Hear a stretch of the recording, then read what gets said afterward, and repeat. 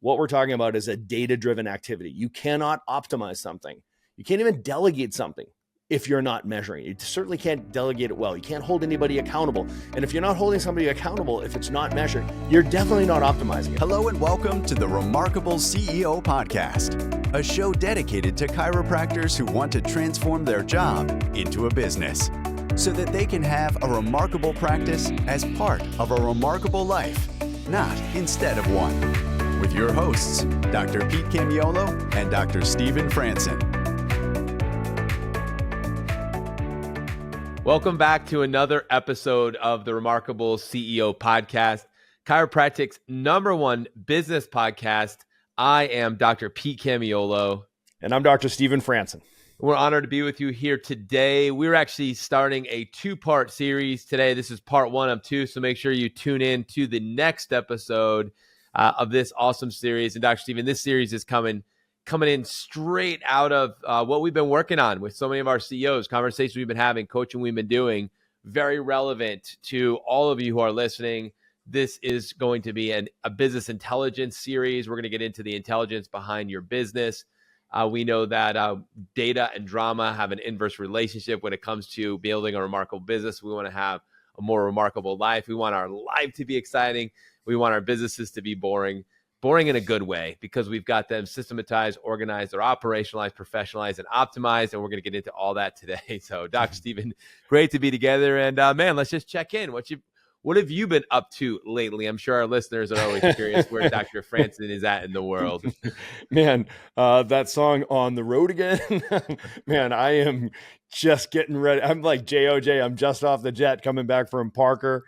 I went to Parker, Vegas, which was awesome. And it's the place to be in chiropractic right now. Good for those guys. They've put together a group of 6,000-7,000 people there. And it was a who's who. It was wonderful to be there and just to meet among all the awesome chiropractors and all the people that we know. It's like, it's so efficient to do something like that. Like TRP was there, Chiro Matchmakers was there, UAC was there. We had a party at Dre's for UAC right in the midst of the big Parker party. That was a blast. Stayed up too late. I was way past my bedtime, Dr. Pete. And but it was just, you're running on adrenaline and having a blast out there. So I just love immersing myself around lots of chiropractors. But yeah, I came back and had a power week with masterminds this week. And tomorrow I leave for Atlanta to be with a bunch of awesome chiropractors in Atlanta, and then on from there to Mexico. Dr. Sebastian, Coach Sebastian, and I are going to go to Mexico. We were asked to speak at the Berkshire event coming up next weekend in Mexico City. So of course we're going to sneak down there a couple of days early. So we'll get 3 or 4 days of surfing in. We're going to get to surf in Salinas, which is just awesome right-hand point breaks. So, you and I were talking before the show that I made a pact going into 2025 that I looked back at 2024 and really I called bullshit on myself, because I'm just like, remarkable.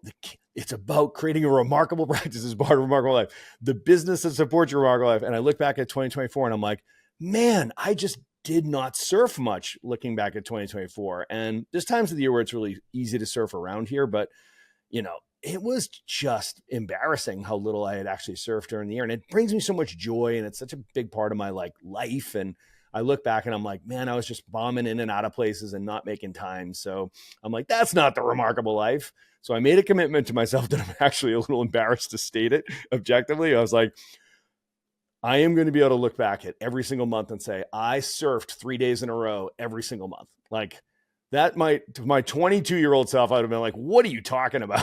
I'd be like today being like, I'm going to work out 3 times a month, right? No, I'm going to surf 3 days in a row every single month this year.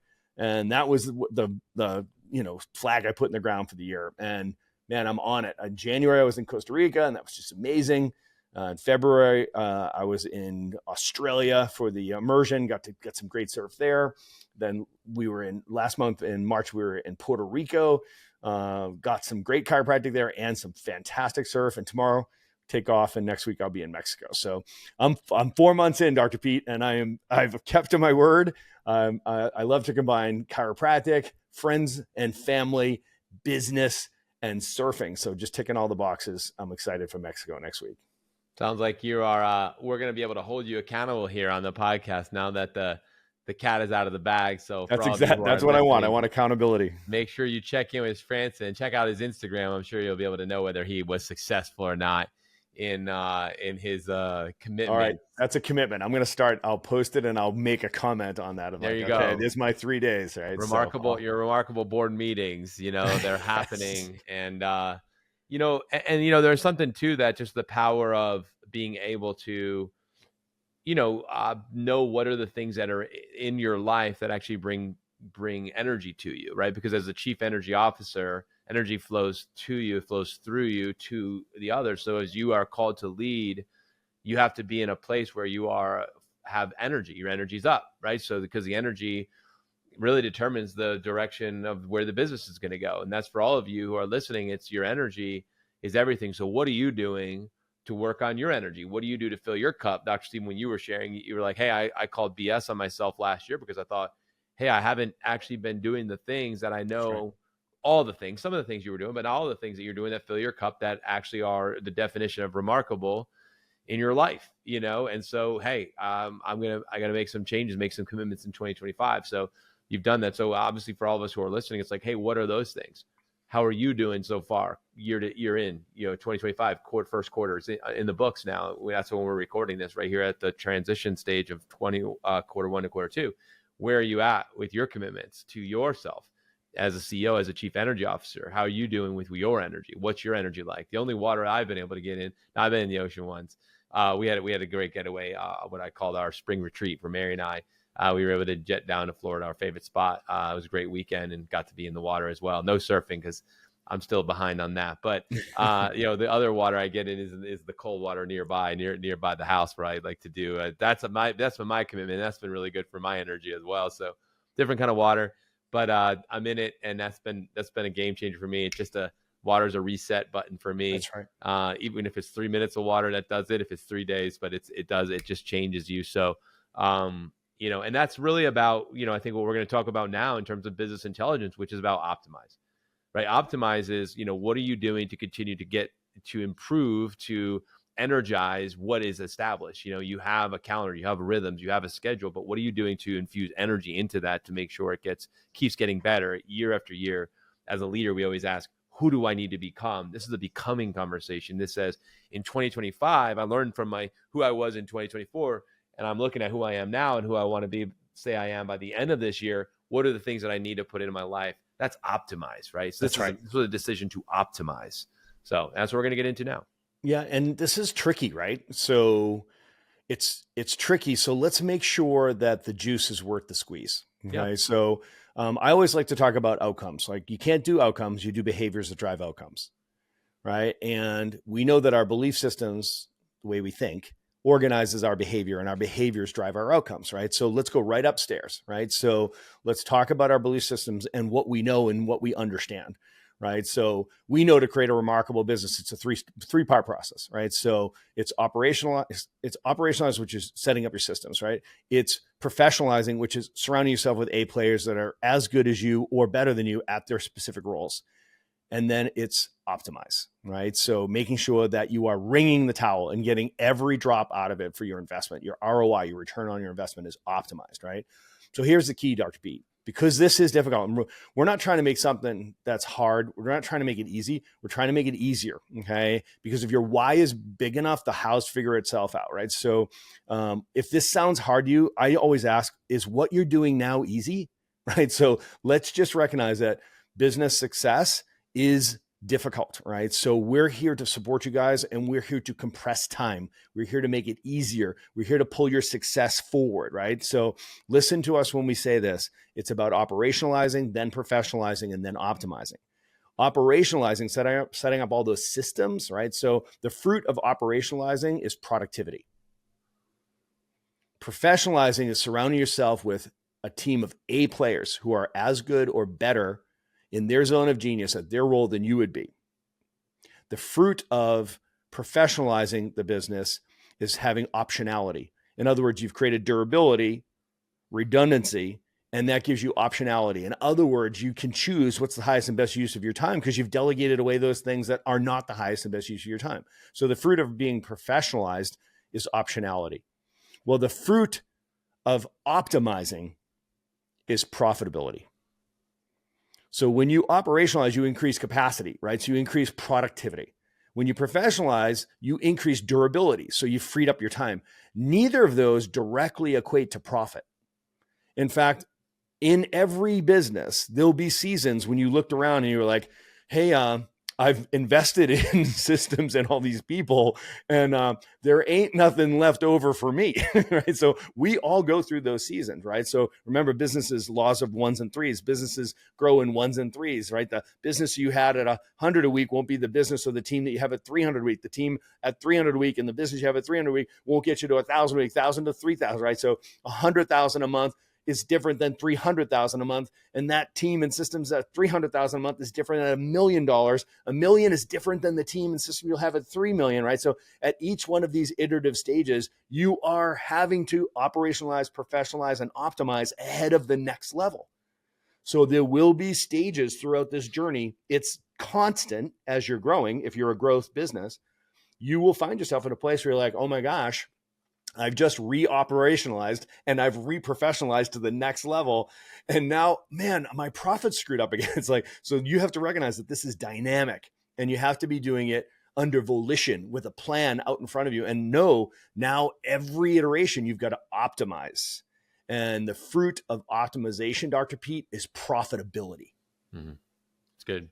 Yeah, I think it's really important that we, lay it out that way, because, if you find yourself somewhere in the middle, like let's say, for example, Dr. Stephen, right now, if you're listening in, you're like, man, I'm just trying to get better systems put in place. I'm kind of, in a sense, not stuck, but I'm like in the middle of operationalize. Like I'm in a season of like, yeah, I had an operation, but then I started listening to y'all's podcast, or I popped on went to an immersion. I started coaching with you guys, and it's like all of a sudden, like, hey man, I gotta upgrade my systems. My systems are amateur level. Like we're going pro. Like we're going to take it to the next level. Or it's, hey, we're going pro with our team. Like we've settled for, maybe some B and C level players based on the definition and based on what the standard is that it should be. And if we're really in the business of saving lives, and when business is good, everybody wins, then we can't tolerate B and C players anymore. So we are going A only. And that means that we had to, rebuild our team, and that might take 6, 12, 18 months of time, and so you might find yourself in the middle of the professionalized stage where you're, going through a kind of a major, housekeeping upgrade, transformation, and, upgrading your team. So that might be where you're at. So wherever you find yourself in the middle, when you talk about the, being able to do this in a dynamic environment, that's what we're talking about. So you got to see this. Like we always say, Dr. Stephen, that one of the most important things that a CEO has, we talk about your accountability, on your scorecard, your number one objective is vision casting. This is a vision casting moment, like where you have to go up onto a higher perch, and you got to take a look out over your business, over what's important now, next, and ultimately over the next 3 years. And you'll make a decision right now that you're about to go down into on the climb. You're about to go down for about 3 miles until you're going to go up, but you're going to go up 9 miles up, and you're going to be 6 miles higher than you ever were before. But you got to realize, to get to that next stage of the journey, you're going to have to go down and climb down before you go up. You got to understand that's a journey. And so I know, in terms of what's important now, what's important next, what's important ultimately, if I have an ultimate vision, it's big enough and it's compelling enough that you're willing to go down into the things that you need to do to operationalize and professionalize so that you can optimize. Because what I've seen too often is we don't fully commit to doing those things. Like we'll half-ass operationalize, or we'll half-ass professionalize, and we end up with, a portion of it being really systematized, with better system in place, and there's some productivity increase, but not all. We get some professionalized, but we've tolerated some lack of professionalized team, and so then we deal with the consequence of that, and that'll follow you for months and years. And so, Dr. Stephen, we find ourselves, even in this moment, as we're listening and having this conversation, you're somewhere in that, and so are you. That's Dr. right. Stephen, you're in it. I'm in it. We are in the throes of it. We're in the throes of it. So everything that we're talking about, guys, this is the deal. This is the real deal. So we're in the conversation with you. We're on the journey with you. And so I hope everybody is in a for-profit operation and wants a growing business, because that's a sign of a healthy business is growth, right? A healthy living entity should be growing. So our hope that as you listen to this podcast, as you even listen to this episode, as we get into, we're going to go into some conversion metrics, some conversion intelligence, that you can see this as an opportunity to operationalize, maybe professionalize or optimize. One of those three, but all of the three really ultimately is what's going to be the outcome. So anyway, Dr. Stephen, I'd like to jump into some conversion functions. It's of course we're going to land in the data-driven conversation. Okay. So, because here's what I know is true. You can't optimize something you're not measuring, right? So you can't even manage something you're not measuring. You definitely can't master what you're not measuring, right? So you've got to recognize that this is 100% absolutely a data-driven conversation, right? So let's just start there, right? So you just have to recognize that what we're talking about is a data-driven activity. You cannot optimize something. You can't even delegate something if you're not measuring it. You certainly can't delegate it well. You can't hold anybody accountable. And if you're not holding somebody accountable, if it's not measured, you're definitely not optimizing it. So again, guys, we'll be back to, you have to have the data, which is the perfect setup for our conversation. Is like, we're coming to the end of Q1. Everybody's looking at Q2, right? So what are we doing right now? We're reviewing our goals, setting our goals. We're reviewing our scorecards and setting our scorecards and goals, getting those KPIs, making sure that your scoreboard is right. Like, this is the time when you should be looking at it and be like, okay, in the throes of it, right? Like right now, as we move into Q2, right? So let's make sure that we are optimizing the business, right? So what we want to do is we want to equip you guys. We want to give you some lens to put in the back pocket as the CEO that you can pull out and be able to say, okay, so how do I optimize this, right? So, we talk about some of the assessment tools that we use in the Remarkable practice with our coaching clients quite a bit, is the accountability grid, right? Mm-hmm. So the accountability grid is one of our auditing tools where you can look at the 15 primary functions, right? So you have the 5 domains across the top. You've got attraction, conversion, retention, team building, and collections. Attraction is marketing, lead generation. Conversion is your sales process, compelling people to invest their limited resources in your services to solve their problems and achieve their goals. You have the retention domain, which is about value creation and value delivery, right? Then you have team building, and then you have finance, the money, right? So you have to look at these 5 domains across the top and recognize, like, that is the chiropractic business model, right? So, and underneath each of those 5 domains are 3 subdomains, which creates this beautiful infographic that has the 15 primary functions of the business. Like, well, for example, under marketing, we have internal, external, and digital marketing, right? So, and we like to look at it like it's a building, right? Dr. P, it's a giant building that looks almost like a big colorful Rubik's Cube, where it's like each one of those floors or stories, you open the door and you walk in. There's a lot going on inside of each one of those boxes, right? So it is not a one-dimensional thing, right? So it is 100% a deep 3-dimensional image, right? So when you open up each one of those doors, inside there's going to be activities, measurables, and KPIs, right? So as you're doing the audit of your business and you assess your business, we ask 2 questions. We ask, number 1, is it optimized? And number 2, second question, who owns it? Right? So who's accountable to that number? Who reports on that number when you're together for team meetings?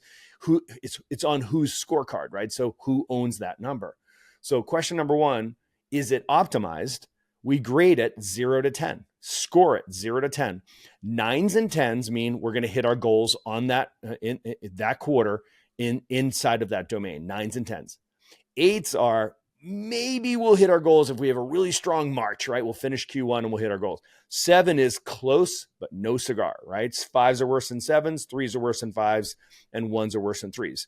So you score each of the 15 primary functions of the business, right? So you go through, and what you're looking for is any constraint in the business, right? So anything that's a 7 or below is considered a constraint of the business, because we recognize the natural state of a principled chiropractic business is growth. And if you're not growing, that just simply means that there's something that's constraining it. And just like with health, it's something that's interfering with the growth of the business. And interference comes from 2 places, toxicity or deficiency or both. So we're identifying that. So now we've unearthed it. So the second question we ask is, who owns it?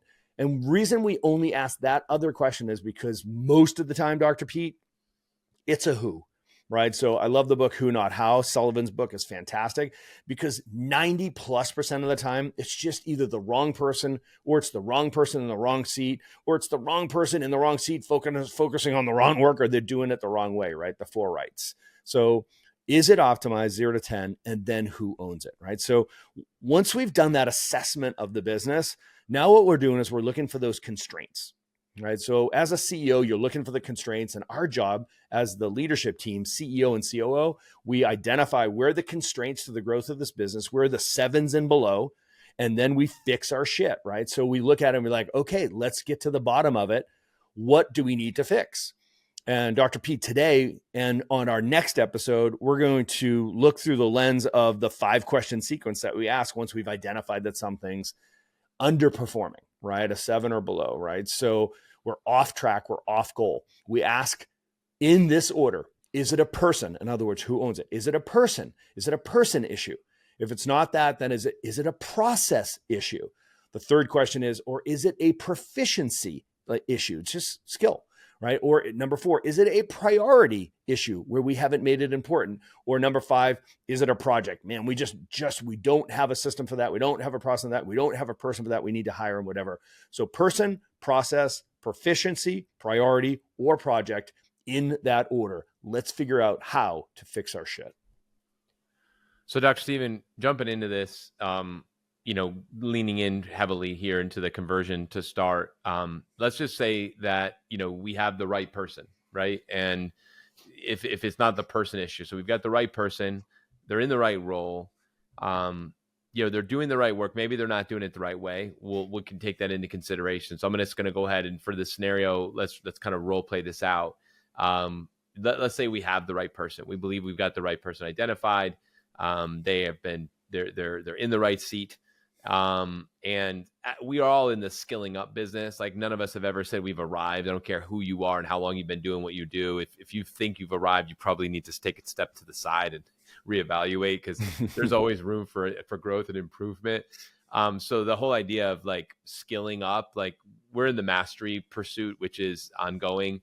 A competency is, time-bound. Mastery is timeless. So we're always looking to master and create a greater measure of mastery in everything we do, especially when lives are at stake. And so that's how we approach this, in chiropractic. We approach training. So then the second question would be, is it a process issue, right? So then, so maybe we can look at a specific, KPI in the conversion process that, we could use as a breakdown in terms of, is it a process? Is that where the area is breaking down? We'll go through that, because the process, when we ask if it's a process issue, we ask the question, well, do we need to do more of it, right? Is that the issue? Is that why we're short? If we scored a 7, it's close, but we're off track, not going to hit our goals. But we hit a 7, so there's a constraint. Do we need to do more of the activity, right? Like you said, we don't do outcomes. We do behaviors. Do we need to do more of the same behavior? Because if we did more of it, then we would have gotten more of that outcome. Let's say, for example, your Better Results Faster workshops, you realized halfway through the quarter that we were doing weak closes. So you improved your close. And as a result of the improvement of your closing of the Better Results Faster workshop, you got a lot more leads coming out of the BRF, which actually helped you hit your new patient internal leads goal from the process-driven new patients coming from day 4. That would be an example of like, all right, so we recognized halfway through the quarter that was a little off track, and we knew we could improve.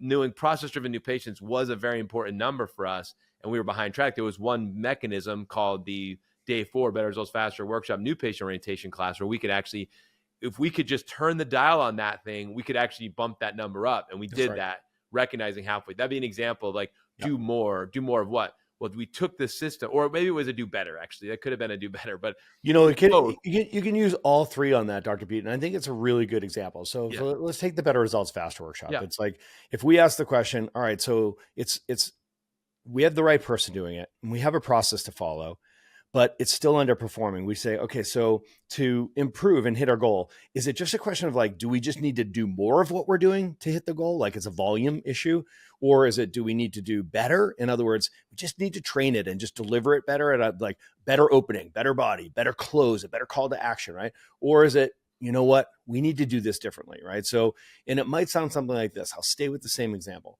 If it was do more, you might be like, yeah, we do the Better Results Faster workshop every month, like once a month we do it. It's like, well, what would happen if you did it twice a month? Or what if you did it every week? right? Like we did it every week, right? Or maybe it's like, yeah, most people bring a guest. Well, do you ask everybody? Well, not necessarily. We could probably do better. It's like, okay, so imagine if instead of 10% of people brought guests, imagine if 50% of people brought guests, we'd have more leads from that. So that would be like, let's just do more, because that worked beautiful, because those guests always start, right? So that's an example of like doing more. Or if it was do better, it's like, hey, man, you know what? If you could just work on tightening up that close and give a really clear and confident call to action and giving people an opportunity to say no. So if you don't give people an opportunity to say no, you didn't give them an opportunity to say yes. Let's give them an opportunity right there in the moment to schedule that day one for their checkup, right? So maybe we just need to do it better, right? Or maybe we need to do something different. Hey, we've been doing our Better Results Faster workshop on Monday nights. And man, for 3 months, 4 months a year, it's super unpopular, and then it slows down again in the summer. It's like, yeah, it's Monday Night Football, man. Don't do Monday nights. Like, you can't do Thursday nights anymore either. Wednesday nights church, Tuesday nights workshop. Come on. So just do it different, right? So it's like, we need a different strategy, Dr. Pete. It's like, literally, sometimes it's the simplest things like that. It's like, come on, think this through. And the different is very often the one that makes you laugh and be like, yeah, we tried it. We do it right. We're delivering on a high level, but it's still not getting the outcomes. It's like, let's change this. Let's do something different. Please stick around for more business insights from this week's bonus interview with our remarkable success partner, dedicated to helping you more successfully help more people. Enjoy. Hello, Remarkable CEOs. This is Dr. Eric DiMartino here with another meetup with one of our awesome success partners. I'm excited to be in studio today with Justin Maxwell from Big Life Financial. Big Life Financial is one of our very valuable success partners, and we just love all our remarkable success partners because they really help us further our mission of helping our docs help more people. So welcome to the podcast, Justin. Yeah, thank you, Dr. Eric. I'm really excited to be here. I appreciate the opportunity. Awesome, man. So yeah, take a minute or so to introduce yourself and then help our audience know a little bit about your story. Yeah, so I'm Justin Maxwell. I'm a partner at Big Life Financial. I've been in the Big Life Financial world since 2019. And the goal for me, honestly, the reason I arrived at Big Life Financial is because I hit a ceiling of fulfillment. I was a school teacher prior to working and being a part of Big Life Financial's team. And I just felt like there was more that I could bring to the world and more that I could do. And teaching wasn't helping me fulfill that anymore. And I'm all about helping people create generational impact and giving them the permission to do that. And in order to do that, you have to have money to do that. You can do it at base levels and you can do it and be fulfilled, but to really leave generational impact, you have to have money. I like what Dr. Franson says when he says, no money, no mission. It's the same thing. No money, no impact, at least at a base level. The impact that you could leave is left far beneath it. And Big Life Financial has given me that permission, and we give our clients that same permission. And so that's why I do what we do, is to give people the permission to push bigger, leave bigger impact, and think bigger and live their biggest life. In all reality, that's why we're called Big Life Financial. Love that. I didn't know that backstory to that, but that makes sense. Yeah, and some docs, they almost don't want to talk about the money. It's like it's about helping people, and that's great. Like your primary focus should not be making money. Your primary focus should be helping people. But as a result of that, when you help a lot of people, you should automatically make a lot of money, right? Yeah. We should be rewarded for the amazing things and the value that we bring to our communities.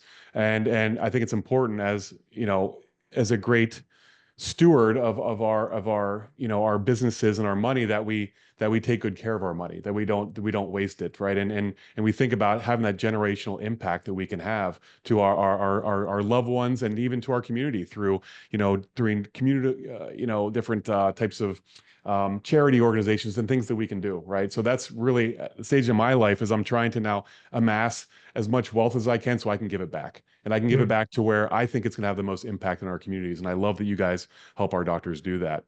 And so, in TRP, we always talk about how every business really exists to solve problems, right? That's what we do. And the bigger problems you can solve, the more money you're going to make as a result. So specifically, how do you guys solve problems for chiropractors? Yeah, it's an extraordinary question, because chiropractors, I know that it feels at times, I know the thing about TRP that I love about TRP is that you're taking doctors who are clinicians and you're making them the business owners. And as they go through that process and then they become CEOs, as they're going through that process, that alone starts to make them more money. And most doctors don't realize this, and maybe they do, but I've noticed they don't. Most doctors are 10%, top 10% earners in America. And that if you stretch it out to the world, you're a 1% earner in the entire world. But usually they're viewing that as like, well, Elon Musk or these billionaires, these ultra millionaires, those are the 1%, but you're right there behind them. But then when you look at doctors like investment portfolios or their wealth that they've amassed, it looks extremely middle class. So the problem that we solve is helping them figure out why is it that I'm making a generational amount of income, but I'm having a middle class outcomes. So we look to where's all the money going? We're probably paying too much in taxes. We probably have a lot of efficiencies in the way that we're having cash flow flow into our personal life, and we're just bleeding and paying money and spending money on things we don't need, and we don't have great investment philosophies, or we don't have investment philosophies at all outside of our business, and our business isn't valuable at all. Like it's not an asset; it's cash flowing to us, but it's not ever going to produce anything. So we're looking at all these different holes or gaps and helping doctors plug them so that when cash flows in, it automatically starts to transform into wealth on its own. So we're helping doctors transition their generational income into generational wealth. I love that. I love the distinction between the two. That's great because I've worked with some docs out there that make a lot of money, but they don't save a lot of money, right? And they haven't gotten that balance down where they can really utilize services like you guys to create that generational wealth that we all want to be able to accomplish. So, when I'm always working with my CEO clients, we always talk about the concept of ROI, return on investment. Because a lot of docs will say, well, doc, how much should I spend on marketing or how much should I spend on team? And I said, honestly, I don't care as long as you're getting a positive ROI, right? People say it's like $5,000 a month for marketing. Is that expensive? I say, yeah, it's expensive if you get no return for it. But if you're Yeah. getting $50,000 in return, I'd say it's pretty darn cheap, right? Yeah. So we always talk about ROI. And so what kind of ROI could a CEO expect to get from you guys and from utilizing your services? Yeah, we like to bring that quickly because the thing about finance is it's a long game. So it's hard like for example, if you go to an investment advisor, like it doesn't just happen in an instant. You give them their money and all of a sudden you're a millionaire. Like it's a slow, consistent savings build, investing over time. So it's hard for people to feel like they're getting an ROI. The ROI is there, it's just 30 years in the future. So what we have focused on with doctors is how can we find dollars immediately with you? Is what we've found is that most doctors unnecessarily pay taxes on an annual basis. And we can find those dollars and we can sometimes recoup them. Sometimes we can go back and the IRS will send you a check, which is extraordinary. But usually the ROI is that we can help you save taxes in the year. For example, we're in 2025 right now. We can put together a plan for you that will reduce your tax bill for 2025, and it will give you an ROI of something. So it depends on how much money someone makes, but these are generalities, so don't expect this, but these are just generalities. So for doctors that make 150,000 or less in personal income, we usually find that we can save them between $4,000 and $10,000 a year in taxes. If they make from 200 to 300,000, it's usually 10 to 20,000 in tax savings. If they're making $500,000 plus, it's usually 30 to 40, sometimes $60,000 in taxes. And then we have doctors that make $1 million a year and we've saved them $100,000+ in taxes. And that's an ROI that's tangible that we can give you. But the reason we know we can give it to you is because we're not just obsessed with helping you save taxes. We're obsessed with helping you save taxes to build wealth.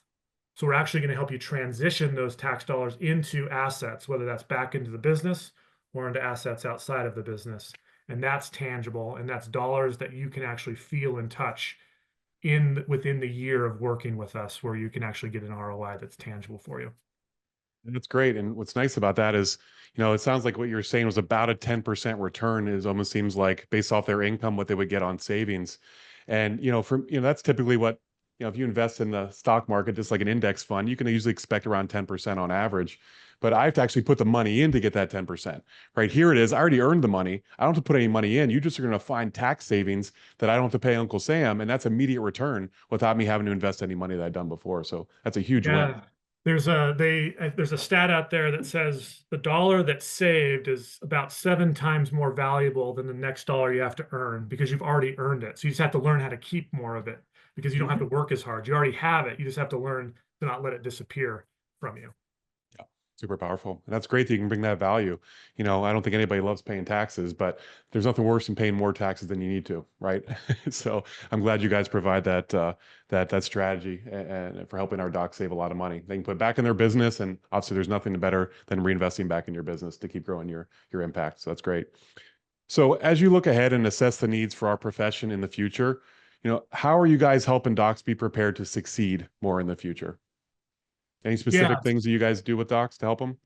Yeah. So the thing that this is really important, I think, because you use systems to make your business functional. TRP is giving doctors systems to make their business more valuable, to make it so that they're seeing more people, helping more people.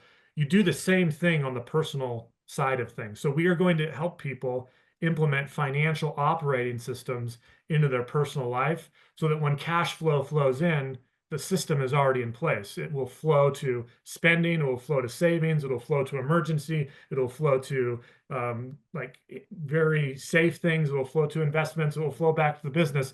But the financial operating system is what we help people implement so that the future is brighter, so that the permission is given. I like the term to kind of play back on your last question with ROI. I like the term ROE, return on emotion. How much emotion is returned to you because you have stability now that you know that money is flowing on its own and you have some safety, you have some growth. It gives you the permission to think differently, to think a little bit bigger, to think, well, if this is working out, what if I bought a new space or got to a second location or started saving more money into the system? Like it just makes you start thinking differently when you have the emotional side covered. And a lot of doctors, just by the very nature of the way that they're functioning, don't have a lot of emotional protection and they have to live in scarcity a little bit. So it's always like to the next dollar, to the next thing. They're not thinking visionary, they're thinking in the moment. And visionary thinking is what really allows people to have the impact. Absolutely. Yeah, I love that. See, that's part of the ROI, or you call it ROE, is peace of mind, right? I hope every doc out there listening has a peace of mind account, right? It's that money that, 3 to 6 months of operating expenses that God forbid your office burns down or God forbid you get in a horrible car accident, you can't work. It's like having that peace of mind account that you're not a month away from going bankrupt, right? And so many docs kind of live on the edge. And that's, like you said, that's their ROE, their return on emotion of that peace of mind so that not stressed about every week. Do we have enough new patients? Are we have our patient visits? Because I don't have much money in the bank. Like that's no way to live. So I love that, we talk about systems. It's huge for us in TRP, but we always talk about around the patient journey and around our office. But you have systems for the financial side, right? It's not like just leave the money in the account. No, you're going to put money in your vacation fund or your savings fund or your retirement or all those different funds. And if it's automated, then they never even see the money, right? So they never had to make that conscious decision. So that's systematizing their financial life. And I love that. So many docs need that. So I appreciate you guys provide that for them. Yeah, and it's the thing that I think people need to click is you can do it, you do it in the business, but you also do it on the personal. Because usually some people are really good on the personal, but then their business, like you said, they're always close to never making payroll. You need to do it on both. Like you need to be viewing your business and personal financial as almost one thing. They're just two halves of the same ball. Yep. And love that you can help give them that clarity and those systems around that. That's great. So, what's the next step for our listeners to connect with you guys and learn more about how you can help them? Yeah, so I think the easiest way is we offer, I just barely created it's a very simple workbook. It's just 20 questions to ask your accountant. And they're questions that you can take to your accountant and ask them. And the way they answer them is going to help you determine whether there's someone that's saving you money or costing you money. And so I can give you that book. And then in conjunction of that book, if you want to sign up for a free complimentary tax review, we'd be happy to do that with you. And then you can determine, is my accountant already someone that I should have on my team, or is it time for me to level up to someone that's actually going to push me and give me the permission to leave a generational impact? And we're not the only great accounting firm in the country. There's other accountants that are great and they're really good at what they do, but a lot of doctors don't know if their person's good. They know that they're nice, they know that they've never been audited, and they usually file their taxes on time or they wouldn't be with them, but they don't know if they're actually helping them reduce their tax bill. And this book will unveil that for them so they can start to determine, am I at the level of income that I need to start leveling up my team versus, or stay the same, or are they on pace with me? So I'll include that book and that link, and you can sign up, and then you'll have access to us and be able to determine whether we can help you or not, or whether you're in a good spot. Perfect. And we'll include that link in the show notes. Do you have, is there a website that they can go to, or? Yeah, our website's biglifefinancial.com. It will probably, by the time this airs, there's a new one being constructed right now, so it will be a lot more robust than it's ever been before. So that should have a lot more information there for people to go to, but that will be a great resource as well. Perfect. And I want to double click on one thing you said. I hope our listeners got this, is that your accountant, their job is not to save you money on taxes. Their job is to keep you out of jail, to keep you out of IRS prison. So there's a lot of accountants out there that are very conservative, and they're not looking for ways to save you taxes. They're just making sure that your thing's itemized and that you're filing a tax return on time and that the tax return is legal. That's it. They don't look for ways to strategize to help you reduce taxes legally. And I know that's something you guys specialize in. And so I want our listeners to know that, hey, just because you have an accountant doesn't mean that they're actually getting you all the tax savings that you need, because that's not their job. Their job is to keep you out of jail, and they do that very well. But we want to stay out of jail, and we want to obviously maximize our tax savings as much as possible. I know you guys specialize in that, so I appreciate that. Our firm is built for business owners, so we know we're looking to help the business owner, specifically doctors in this situation, reduce your tax bill and do it legally and ethically, so that you get to stay out of jail and you save a whole bunch in taxes simultaneously. I appreciate that. Thank you so much, Justin, for being on the podcast today. I appreciate you, all you do for our remarkable clients. A lot of the CEOs I know use you guys. You guys are awesome. And thank you so much for being a success partner as well. So remarkable CEOs, remember tuning in every single week to the Remarkable CEO podcast. I hope all of you have a blessed week. We'll see you guys all next week. Thank you. Hey Remarkables, Dr. Stephen Franson here. Are you ready to take your practice systems to the next level? Grow your practice, increase your profits. Would you like to have your team immersed in a high energy, inspiring environment where they're trained and skilled up in the complete TRP system? I've got great news. It's that time of year again. It's time for the Remarkable Conversion and Retention Immersion. It only happens one time a year in the US and once in Australia. June 6th and 7th in Orlando, and June 27th and 28th in Sydney, Australia. In this comprehensive training on the complete Remarkable Practice Building System, we cover everything. Day 1, 2, 3, 4, week 1, 2, 3, 4, month 1, 2, 3, 4, year 1, 2, 3, 4, and beyond. Patient conversion and retention. We cover the entire system. What would it feel like to see more of your new patients eagerly starting care and then happily following your recommendations for care? They stay under care because they want chiropractic care. At this powerful and inspiring 2-day event, you and your team will discover exactly what is working today in the conversion process. New patients starting care and staying under care. Building your practice volume and your revenue. Learn the most cutting-edge communications that drive more conversions, unbelievable retention, and incredible referral. This is the best bang for your buck in training all year. Register your team at theremarkablepractice.com or find the link in the show notes below. Join us for a jam-packed 2 full days of intensive training for chiropractic teams that want to grow their practice and increase their profit. June 6th and 7th in Orlando, Florida, and June 27th and 28th in beautiful Sydney, Australia. Thanks for listening to this episode of the Remarkable CEO Podcast. Remember, what the world needs now is chiropractic, and what chiropractic needs now is more successful chiropractors. If you like this podcast, please subscribe, share with a friend, and leave us a review. And if you'd like to connect with us personally, direct message us on Facebook, LinkedIn, or Instagram. Now go and be remarkable.